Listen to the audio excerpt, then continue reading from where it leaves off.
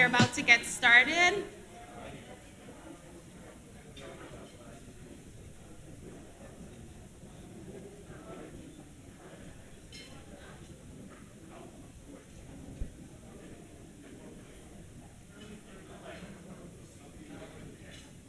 All right. Ladies and gentlemen, esteemed guests, partners, and friends, good morning and welcome to the Asylum Hill Neighborhood Association's Partners Breakfast.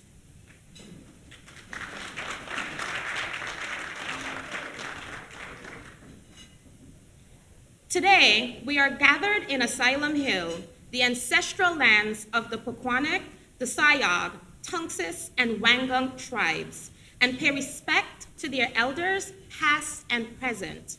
We recognize that the contribution of historic importance of Indigenous peoples must be connected to our collective commitment to make the promise and the challenge of truth and reconciliation real in our communities. I would like to express extreme gratitude to our partners at the Asylum Hill Congregational Church for graciously hosting us this morning. Additionally, I'd like to offer sincere thanks to Taisha, our caterer, who provided delectable breakfast.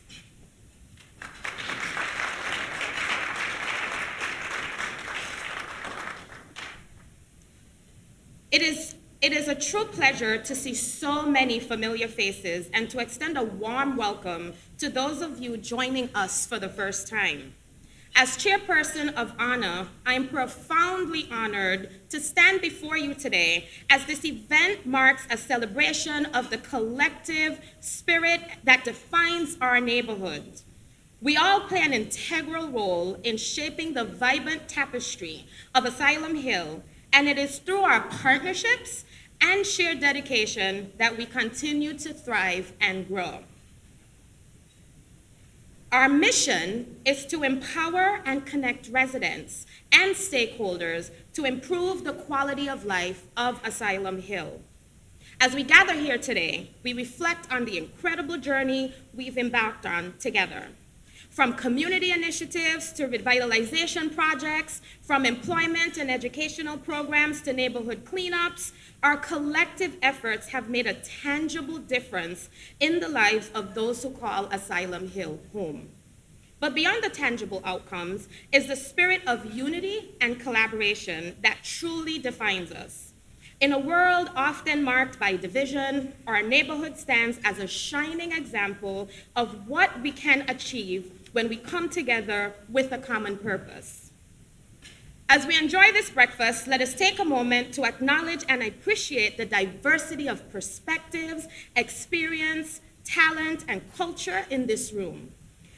It is the diversity that fuels our creativity, sparks innovation, and drives positive change in our community.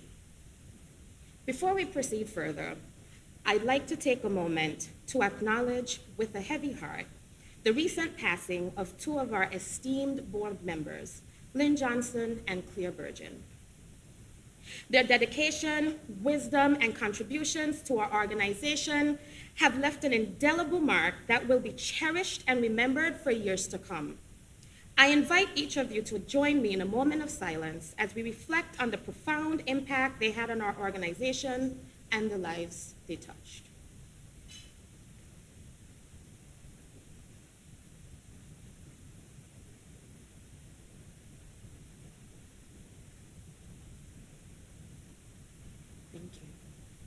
Their legacy will continue to inspire us as we carry forward their vision and strive to uphold the values they held dear. Erica, I invite you to offer a word of prayer in thanksgiving of both Lynn and Claire's lives.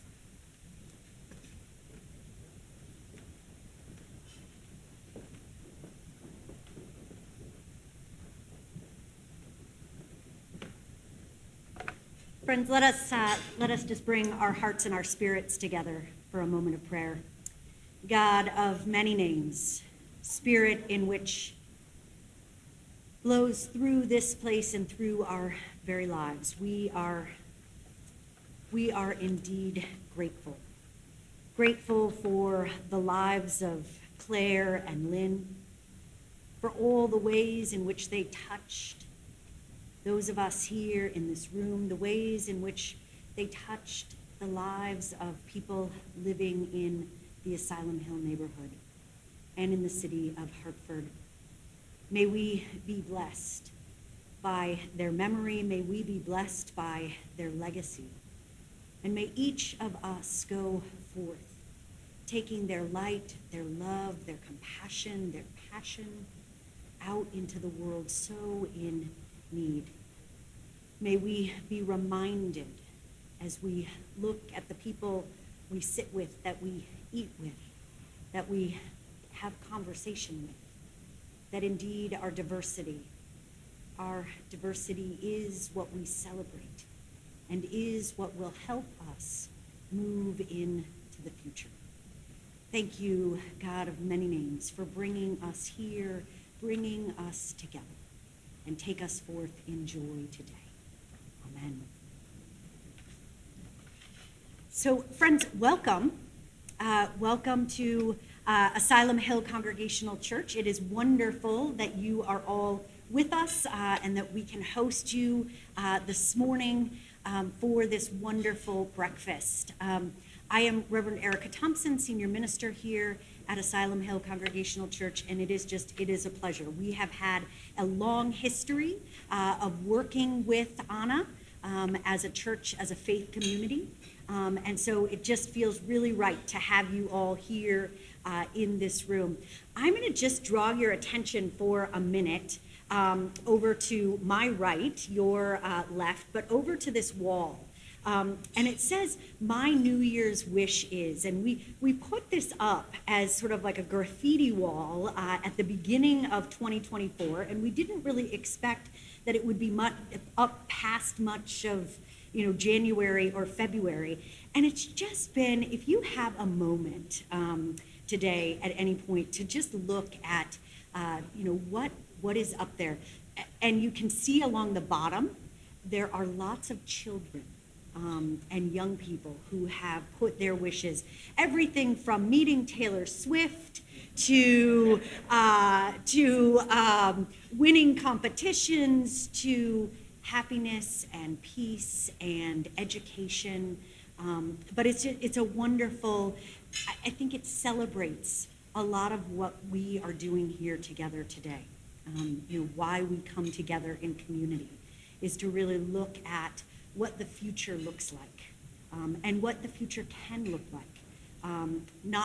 Not just for all of our organizations or our communities, but what the future can look like for our community as well. So thank you for being here. I will say just very briefly, I believe it was 3 summers ago in the middle of the pandemic, some of you may remember, we had a major flood here in the city of Hartford. And Asylum Hill Congregational Church we weren't passed by in terms of that. And a large portion of what we call our basement level, which I have renamed the garden level, was flooded out. In the Christian faith, in my faith, water can be a wonderful thing. It can also be a terrible thing. But regardless of whether water is a terrible or beautiful thing, new life always comes out of it. And we have been, for the last year here at AHCC, we have been envisioning what our garden level might become. And really, in a lot of our visioning, we are looking at how we can continue to connect more deeply and openly with our community, with the Asylum Hill neighborhood. And so I would invite you, if you would like to take a tour with me after the breakfast, I am happy to go down with anybody who would like to and brave what it looks like, and kind of envision and dream what it may become. We are excited about the opportunities that sort of exist for our faith community, but also that exist in opening ourselves up more deeply to the community. So you can find me after the breakfast if you'd like to do a tour. We're also looking for ways, creative and innovative ways to connect with different organizations and those who are working like yourselves in the Asylum Hill neighborhood. So there's just all sorts of ideas and dreams and visions that we've got going on for that space. And so I'd love to be able to show that to any of you and help you dream along with us. So again, welcome. Welcome to Asylum Hill Congregational Church. Welcome to this wonderful breakfast. And thank you for having us.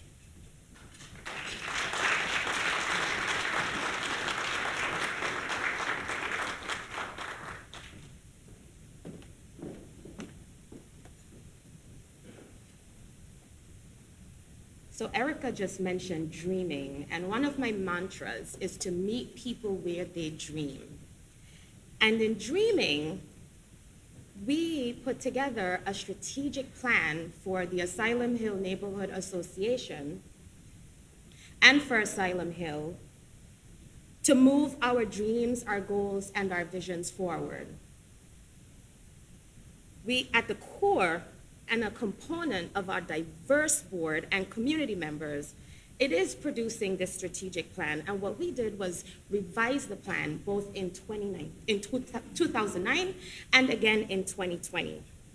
It is now my pleasure to introduce our Executive Director, David McDonald, who will be sharing with us some insights into the successes and our priorities for 2024.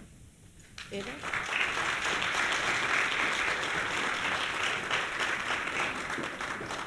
Good morning, everyone. Thank you for attending today.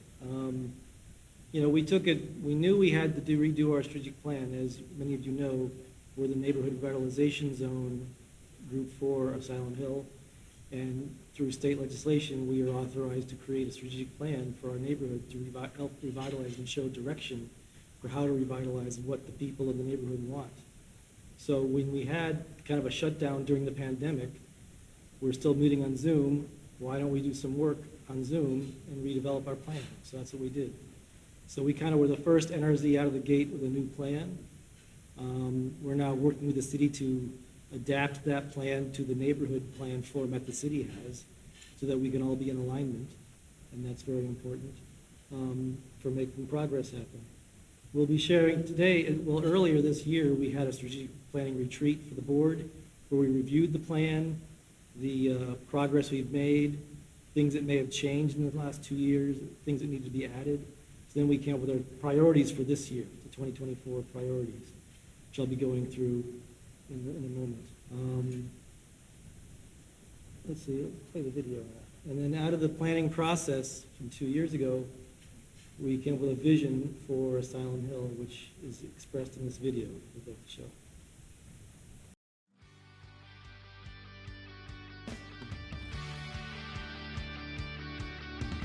Imagine a neighborhood where citizens and business owners work together so everyone feels safe.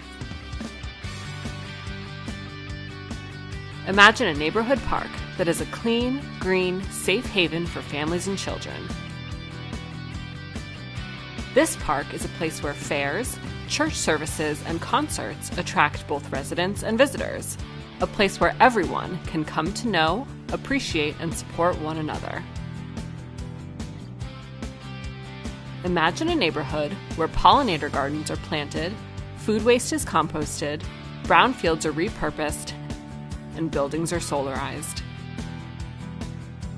Volunteers beautify the streets and riverfront as an expression of commitment to their neighbors and to the planet. Imagine a neighborhood where residents have access to career fairs and skillful navigators who can help link them to jobs, training, and needed support services. Imagine a closely knit and well-supported network of human service providers that works to reduce substance abuse and COVID while boosting hope and opportunity. Imagine a neighborhood where parents whose greatest dream is to provide for their children are supported by volunteers who tutor and mentor students. Growing numbers of high school students get involved with the Police Athletic League and Explorers and aspire to work in law enforcement. Imagine a neighborhood with a thriving commercial corridor, vibrant with businesses, restored architectural icons, and beautiful murals.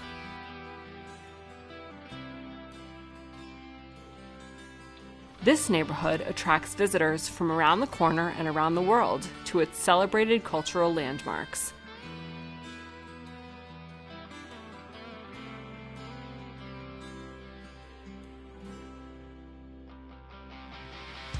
Historic homes are preserved, and new home ownership opportunities are created for both current and future residents.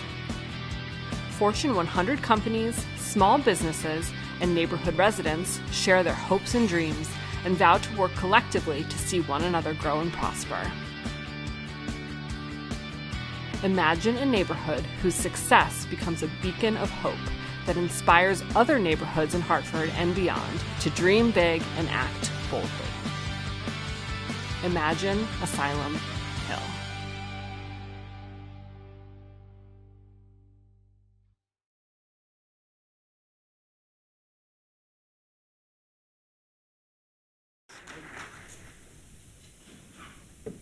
Well, thank you. We've had some great success over the last few years, and we're very proud of that. The Comet Diner is being renovated. It will be open.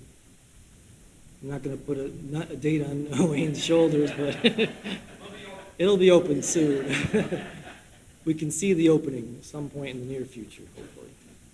I mean, it is happening. That's the important thing. So we have a lot of our priorities this year are focused on economic development and about the commercial corridor on Farmington Avenue.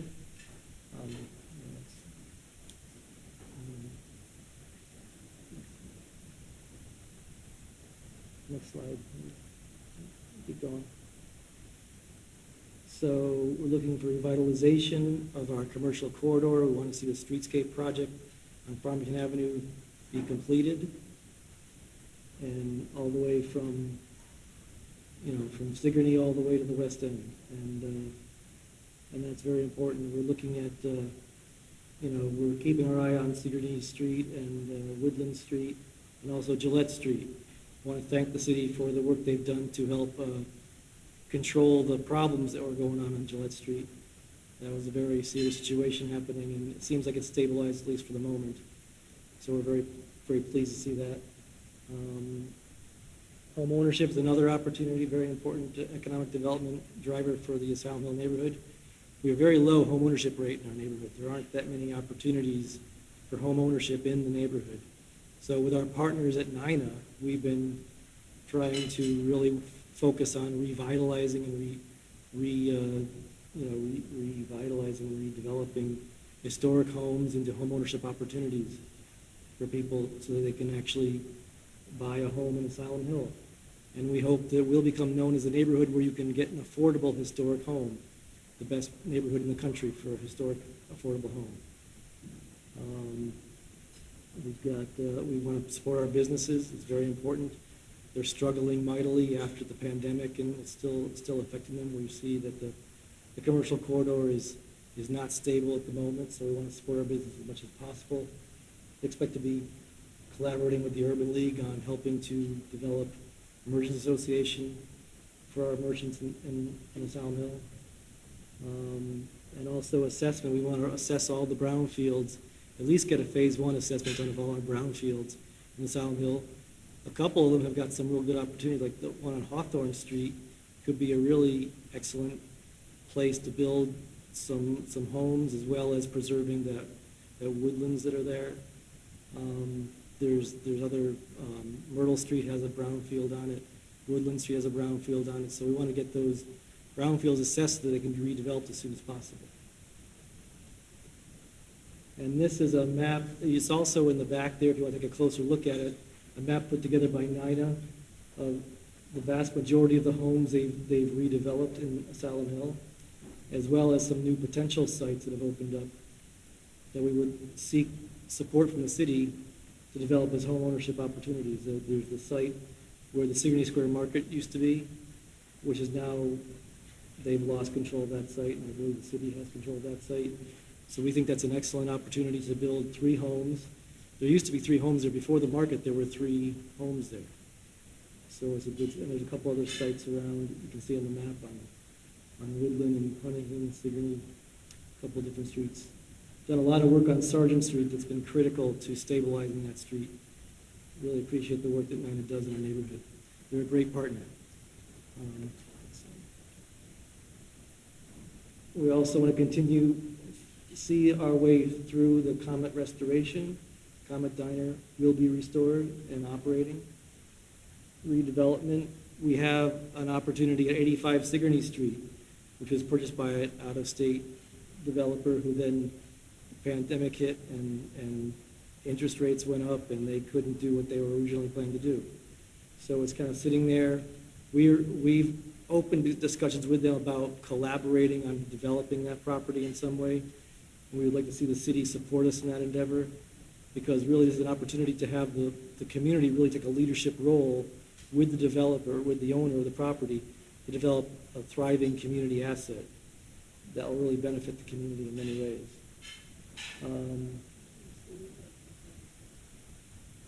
And then access and opportunity, I'm not sure what that was about. Actually, one of the next slide.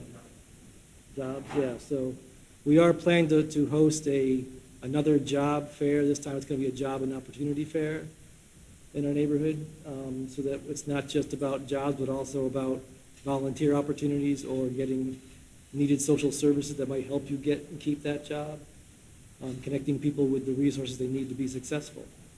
So there's a lot of opportunities in our neighborhood. We have a lot of great social service providers that maybe people don't know about and right in their own backyard, so that could be very helpful for them.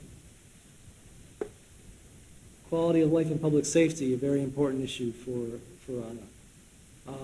We're looking at installing, we would like to see the red light cameras installed as soon as possible in our neighborhood. We have several very dangerous intersections in our neighborhood that are in the top 10 of the city for accidents. So we want to see that addressed, as well as see the Asylum Avenue Road diet and the Trident redesign happen.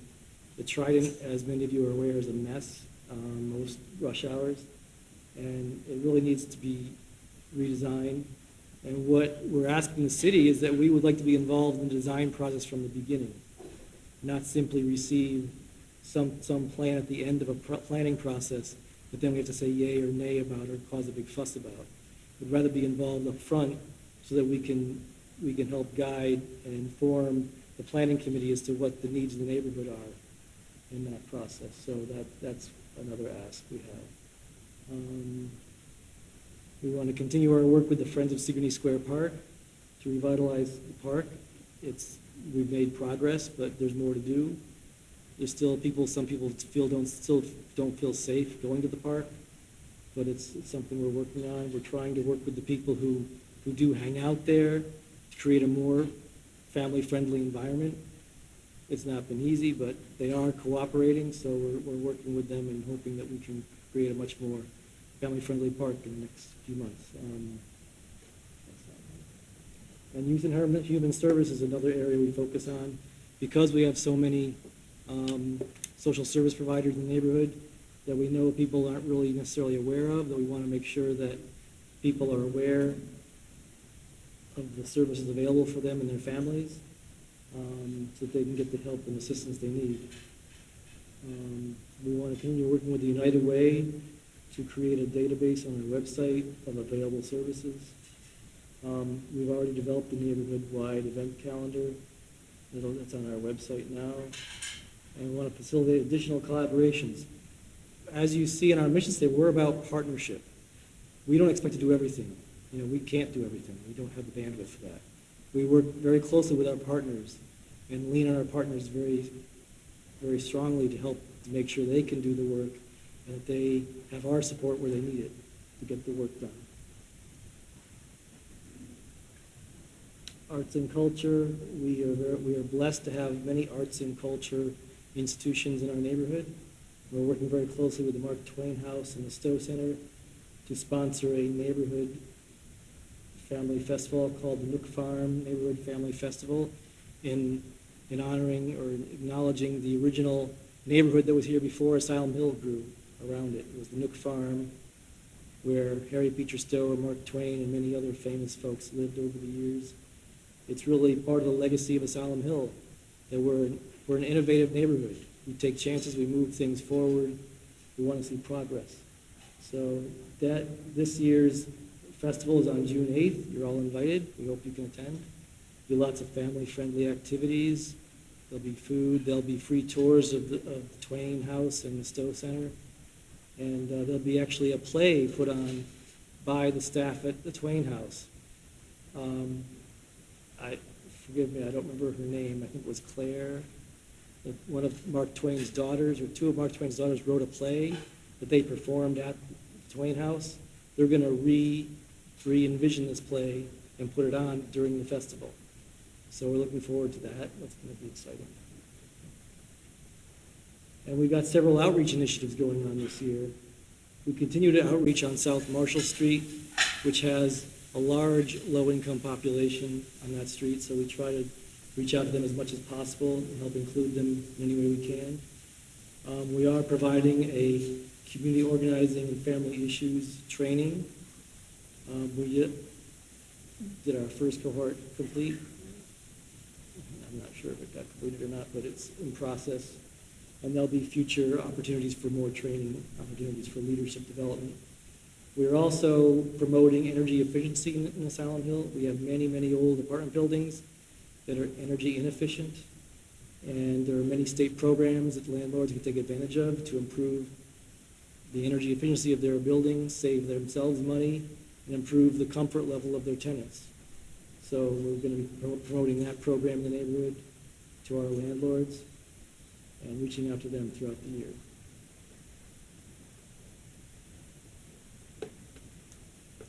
So I'll now turn it back over to Janine. Thank you.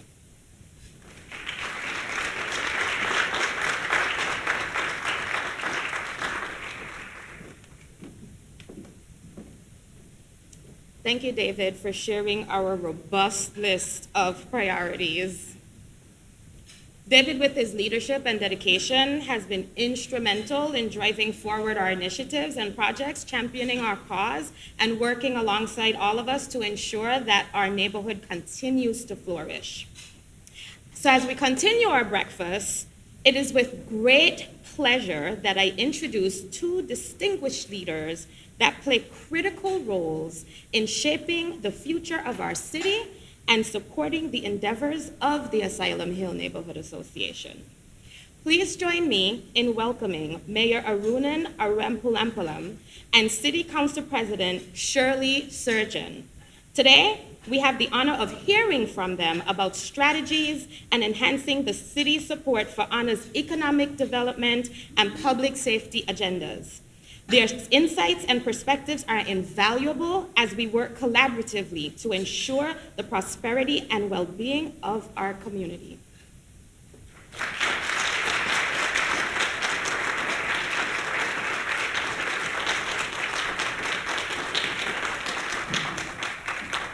Hey guys, thank you for having me here this morning. It's great to be in Asylum Hill Congregational Church. As some of you know, my wife is a pastor of a sister church, another congregational church downtown, and Reverend Thompson has been a friend for a long time. Actually, her father married my wife and I, and Asylum Hill is much like a second home to us. So, and this neighborhood has so many friends of ours. We worshiped in this neighborhood for a while. We live in Frog Hollow, not far from here, and I've worked with so many of you here in this room, and so it is great to be with you. And I always appreciate the thoughtfulness and the input of the Asylum Hill Neighborhood Alliance. It is so many passionate leaders in this room, in this group, and so thoughtful and strategic about what the future of this neighborhood looks like. And that's the kind of leadership that we'd love to see in every part of our city, but we really appreciate that here. I appreciate the strategic plan, and I will try to respond kind of based on what I just heard, and certainly will take that back with me and be thinking about it in the days and weeks to come. But I'll respond around three major areas here, starting with economic development. And the focus on the Farmington Avenue corridor, the focus on rebuilding commercial corridors is something that I talked about a lot during my campaign. It's something that we've been working on really intentionally as we started this administration, and it's not something that I can, I'm at a point where I can make an announcement today, but I'll give you a kind of sense of where we're leading and what we're trying to think about. And we're trying to develop this program, and we're working closely with state leaders and with Speaker Ritter, who I know cares deeply about this Asylum Hill neighborhood, in trying to develop what we're calling for now a Heart Lift for the neighborhoods. The Heart Lift program helped launch a lot of small businesses all around our city, in every part of our city, but required a capital contribution, required that a business was at least somewhat shovel ready, and has brought a real infusion of small businesses and new small businesses to our city. But we want to be more strategic and intentional about placing small businesses along commercial corridors. And so we're trying to develop a program that wouldn't require the business to come with a capital contribution, that would create some technical skills and training alongside of it and allow that business to grow. But that's really intentionally focused on Hartford residents, starting small businesses in clusters in our commercial corridors. And I will say, for his benefit, Speaker Ritter, when I brought him the idea, I said, that's a great idea, let's work on it, but I really want Farmington Avenue to be among those corridors. And it's something that I'd always envisioned as well. And so, we're working on growing that program, building that program, and then finding the funding from the state to fund that program. We don't have ARPA dollars anymore, which are, and that's how we created the Heart Lift program. And so could use your help and advocacy when we get to that point, and I'll come back to Anna and ask you guys for help.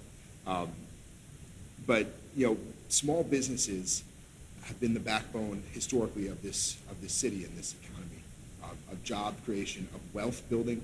I walked in, I hadn't had my morning coffee, and I grabbed coffee in the back, and I saw Story and Soil is where you guys got your coffee from. And Story and Soil, if you guys haven't been there, is a coffee shop in my neighborhood in Frog Hollow, which I think in many ways is a mirror image of Asylum Hill, almost the exact same home ownership rates, almost the exact same rate of poverty, almost the exact same joblessness, just on the other side of 84.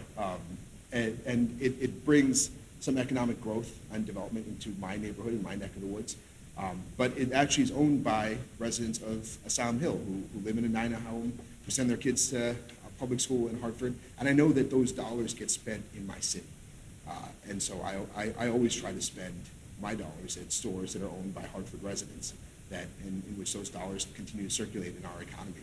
And the more of those small businesses we can build in our city, the more of those small businesses we can build in neighborhoods. First of all, I think that there's a value to neighborhoods feeling like a neighborhood, being able to walk to a coffee shop or a restaurant where you can sit down. A lot of neighborhoods don't have any restaurants where you can sit down. A lot of neighborhoods don't have any coffee shops. There's not a single coffee shop north of Samia, if you go to North Hartford. It's not a McDonald's or a Dunkin' Donuts. Those things bestow a certain level of pride and dignity and a sense of community. And I think just for the feel of residents, as somebody who lives in a neighborhood myself, that's incredibly important. There's also an economic value to that because those dollars stay in the community. It allows for pathways for individuals in our community to build wealth and keep wealth in our community. And so, we've had incredible growth in our businesses in our downtown, and I hope that everybody who is a Hartford resident is proud of that, because we should have a strong and thriving downtown as a capital city. But we have a real opportunity in the next few years, and we want to be really focused intentionally on building economic growth along commercial corridors in our neighborhoods. And the success of our downtown, I think, sets that up. And it allows us to have neighborhood centers that have small businesses that can, again, serve as a backbone to our neighborhood economies. And that leads into another issue that you identified, I think, rightly, which is housing. And it's an issue that I have been, closely involved with, not just in my role as mayor, but at the land bank before that. The home ownership rate in Asylum Hill, as you said, David, it's 7, 8, 9%, somewhere around there, similar to Frog Hollow. It's in the single digits. And when you think about Glastonbury, which has an 80% home ownership rate, or West Hartford, which has a 70% home ownership rate, and you look at neighborhoods like this, it is a really stark story about the racial wealth divide in our state and in our region. And we need to invest in home ownership. And you guys have a fantastic partner in in Nina here. And I see David and I see Ken here.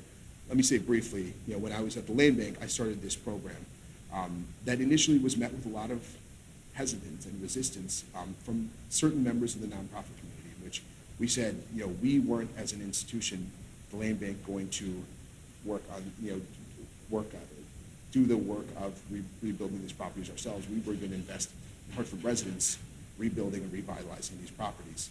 And there were a lot of people who had a lot of reasons that they thought it wouldn't work. One of the first people who said, hey, I'd love to partner with you on this is Ken. And he came to us, and it was the first real partnership the land bank did, in which Nina worked with a Hartford resident to redevelop a property on Sigourney Street that is a beautiful property that Nina provided the technical expertise to apply for the historic tax credit, that worked with the developer all along the way, held the hand of the developer, and ensured that would be a successful property. And so Nina is an institution that is committed to rebuilding historic homes, and that's wonderful. It's also an institution that's invested in the people of Asylum Hill and the people of this city. And so I just want to say thank you for that. Thank you for your dedication to this neighborhood.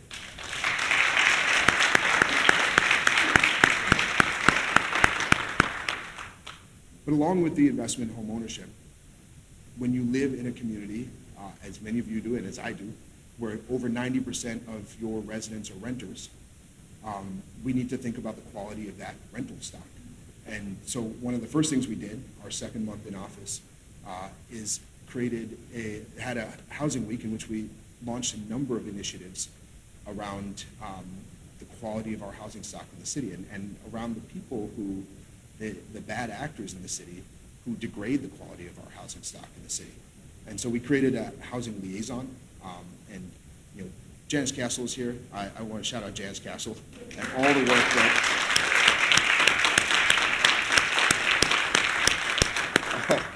work that our community engagement team does. I think I haven't seen your mom since I've come into office, but I think she's going to yell at me for all the things I'm making you do. But she out kicks her coverage. She works in so many different areas that may not intuitively be community engagement, and the Housing Week was a big example of that. But worked closely with Janice to make sure that there's a 24/7 line for somebody to call if there's a housing complaint in the city, that there's a single point of contact within City Hall, a housing liaison that's on call 24/7 that can triage that. Because if a housing complaint comes in, it might be a blight complaint, it might be a housing complaint, it might be a fire marshal complaint, it might be a public health complaint. And so somebody who is knowledgeable and can triage that to the right department. And then we created this problem landlords task force, which is set up to identify those landlords who are the biggest problem in our city. And a lot of these landlords for decades have hid behind corporate structures. They own 10, 15, 20 properties in our city. We have no idea because it's a bunch of different LLCs. You have to kind of pierce through the corporate structure to figure it out who the individual is. And they're individuals. Many of them live in New York, probably go to fancy dinner parties in New York, and their friends don't know that they're millionaires because they're making money off of struggling Hartford residents who have rat-infested homes or whose water has, boilers broken down and haven't been able to give their kids a bath, who have ceiling tiles falling through, who have trash in the back. So we're going to come up with a list of the worst landlords in our city. We're going to put their names out publicly. My lawyers have told me that I shouldn't call this a most wanted list because it implies criminal responsibility, and I am not implying that there's criminal responsibility for being on this list, but with every other power we have at the city, we're going to go after them, and we're going to find out every property they own.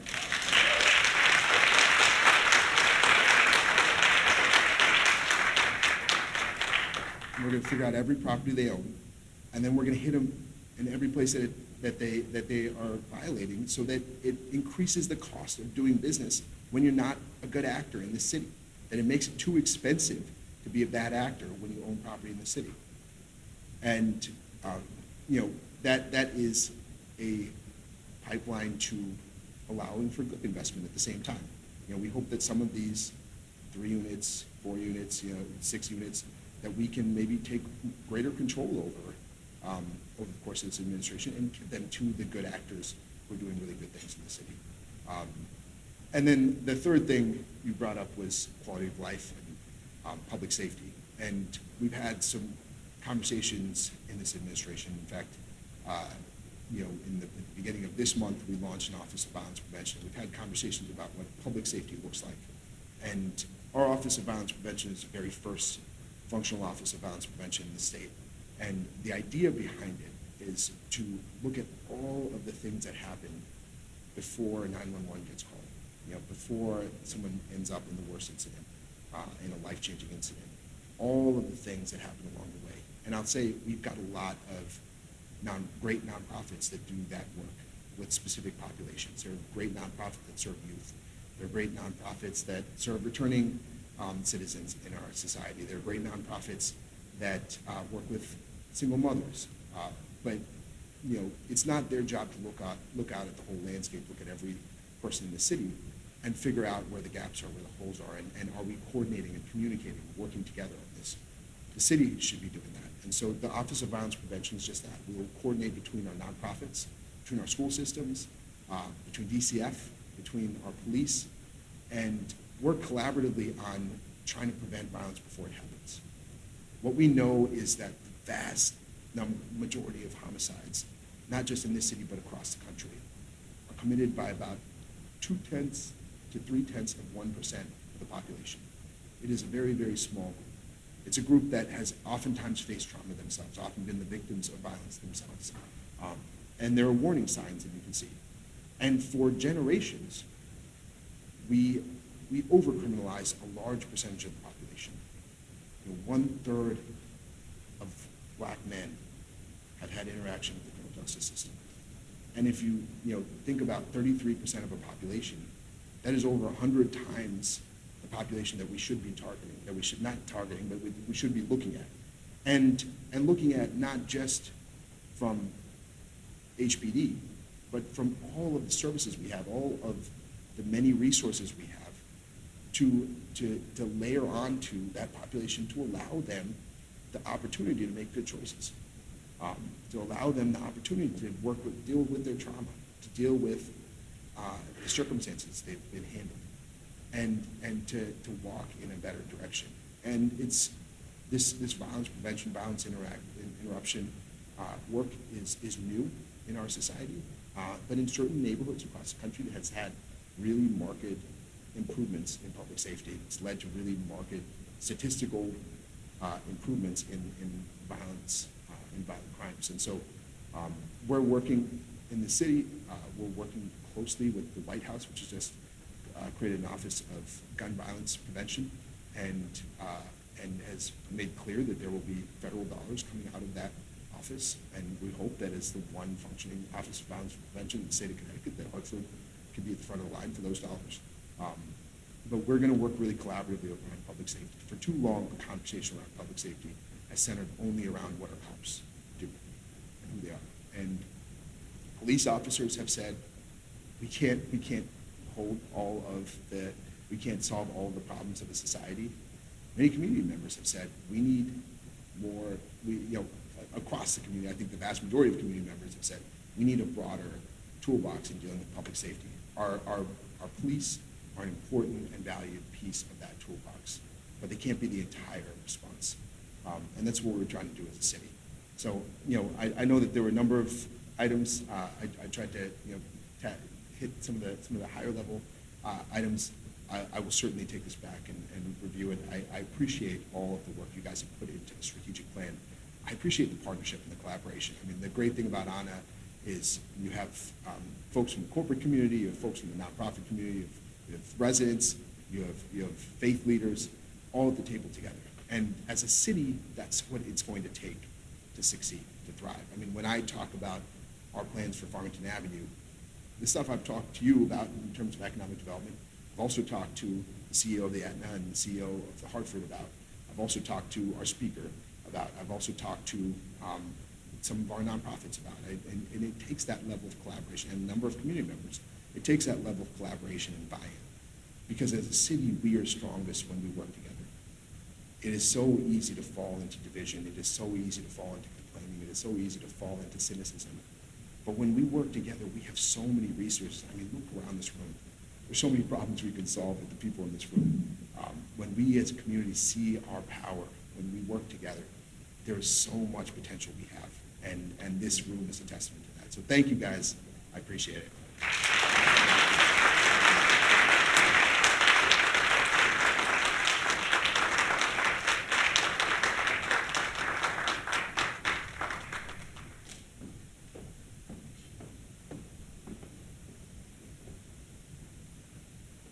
What the mayor just underscored is the power and importance of partnerships. And so I could tell you that as the chair of our Quality of Life and Public Safety Committee, we will meet and partner with the staff at the Office of Violence Prevention to work towards some solutions here in the Asylum Hill area. Asylum Hill is committed to community voice. One of the things that we did is have our social media and communications specialist, Caroline Austin, survey and interact with the community about their needs and their interests and their own priorities. And one of those things was around their slumlords, right? And so the mayor has just addressed or shared solutions for addressing the slumlords in our area. And so we thank you for that. Homeownership is near and dear to my heart, and I must say that I am so proud to share that I am of the 9% in the Asylum Hill area that has or owns a home. A home that was redeveloped by NINA. So I'm so happy to be able to contribute to the progression of the Asylum Hill neighborhood. When I purchased my home, many folks asked, why Hartford? Why are you staying in Hartford? Why not go to Windsor or Bloomfield? And I said, well, why not Hartford? Because Hartford has it, and Asylum Hill underscores it.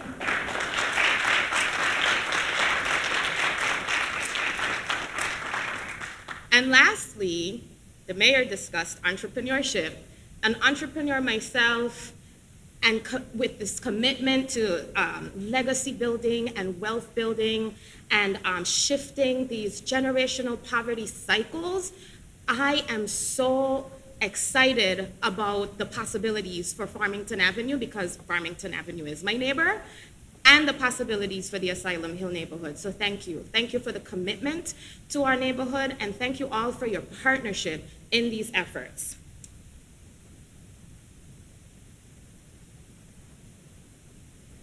It is with great pleasure that I extend a warm welcome to Ted Carroll, our esteemed honor board member and chair of our employment committee.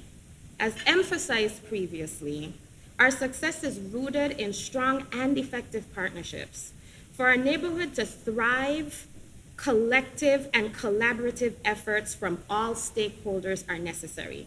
And so today, Ted will enlighten us on various avenues through which you can contribute and support our shared goals. Ted?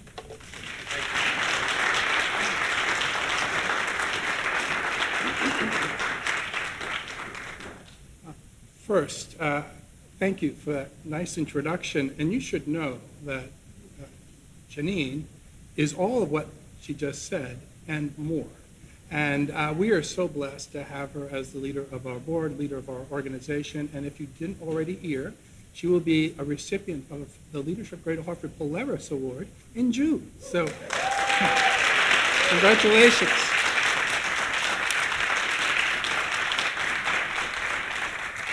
And yes, that's a shameless plug for my old organization. But thank you, Mayor, for the statements you made, the commitments you've made, for the willingness to delve deeper into our strategic priorities and to come back to us even with more opportunities to work together. Thank you for everything you've done so far and everything that you will do. But I know everyone is sitting at the table wondering, but what can I do?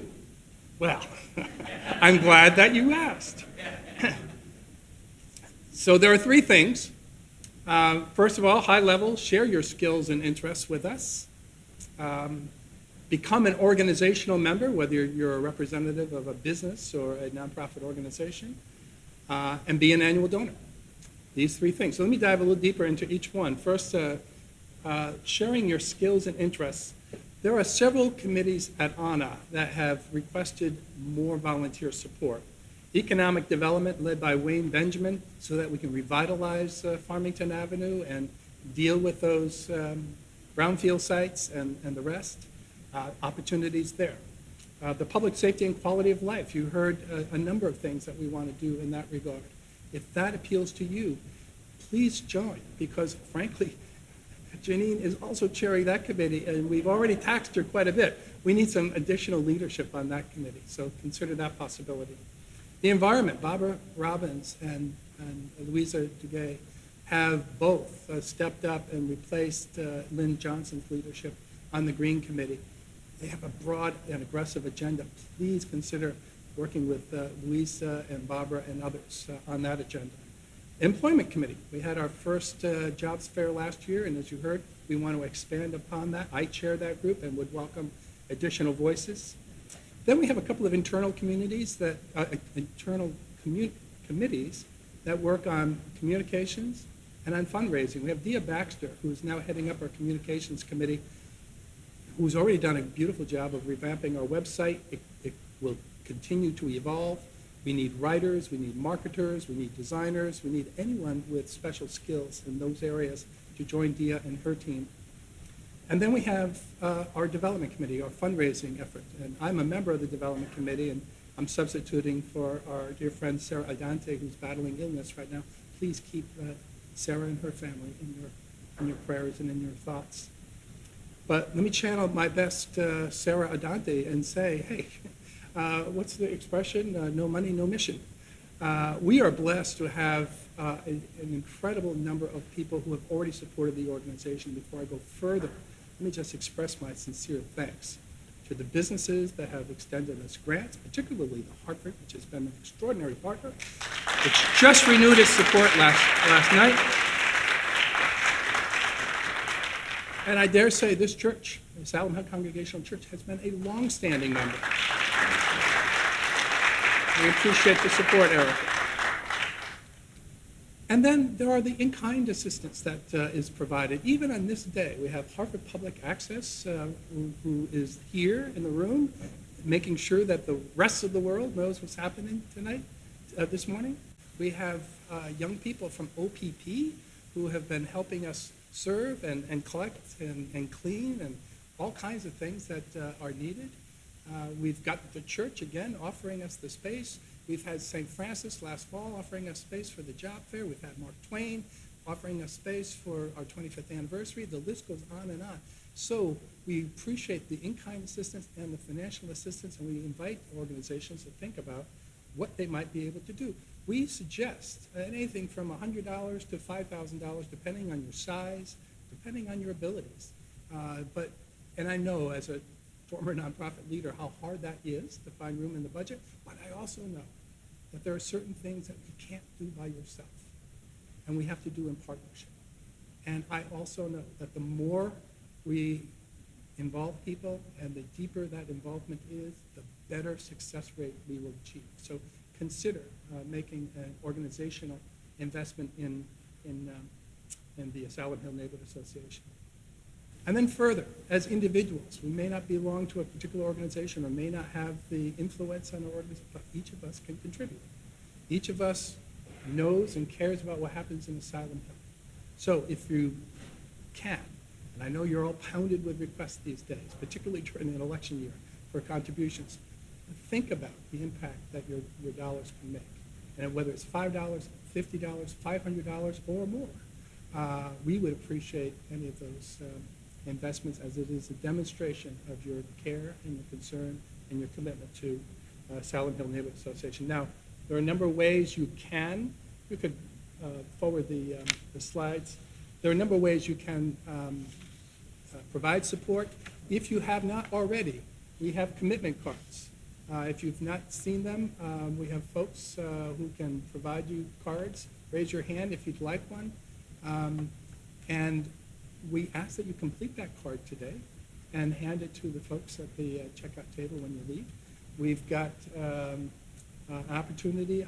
You can just go to our website, asylumhill.org, and hit the donate button if that's your desire. And somewhere I think we may even have a QR code on the program. So if that's your fancy, or on the screen, there you go. So in any of those ways, we'd appreciate it. I do want to close just with a sincere thank you though, for coming today, for being so attentive, for helping us spread the word, for being willing to share your interests and skills with us, to recruiting others who might be interested in recruiting, in using their skills and interests to forward our mission.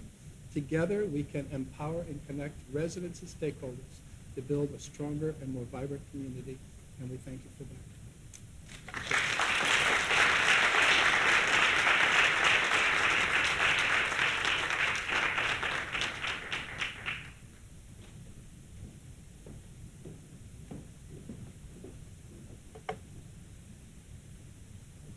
Strong partnerships drive thriving communities. I'm going to say it again. Strong partnerships drive thriving communities. As our event comes to a close, I invite you to continue networking and to be intentional about making a connection with someone you may not know. As you've heard today, ANA is deeply committed to fostering a safe and welcoming community where families and businesses alike can thrive. Before we close, I would like to acknowledge our development committee for planning such a wonderful event, and with special thanks to Sarah Dante and Ted Carroll, who led the planning and execution of the event.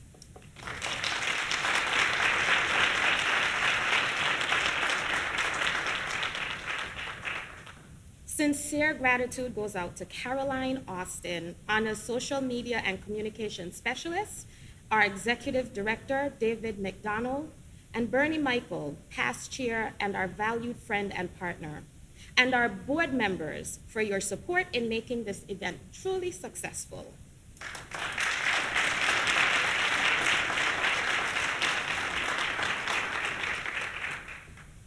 I would love to express my gratitude again to the Asylum Hill Congregational Church for hosting us today. And as a special bonus, as Erica shared earlier, Reverend Thompson has extended the invitation to tour the garden level, and so I encourage you to join the tour. I'll be there, and I'd love to join tour with you. Special thanks to Hartford Public Access TV for capturing today's event for future broadcasting. We will send out our information about how and when interested viewers can connect to various platforms.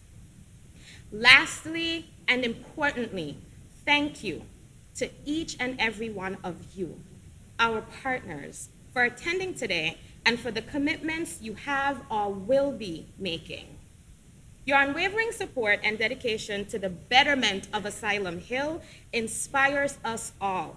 Together, we have built something truly remarkable, and I have no doubt our continued collaboration will lead to even greater achievements in the future. So let us underscore and celebrate the power of partnership, the strength of community, and the boundless possibilities that lie ahead. Thank you for being here today, and thank you for all that you do. We have reached the end of our program, but the beginning of a stronger Asylum Hill. Thank you.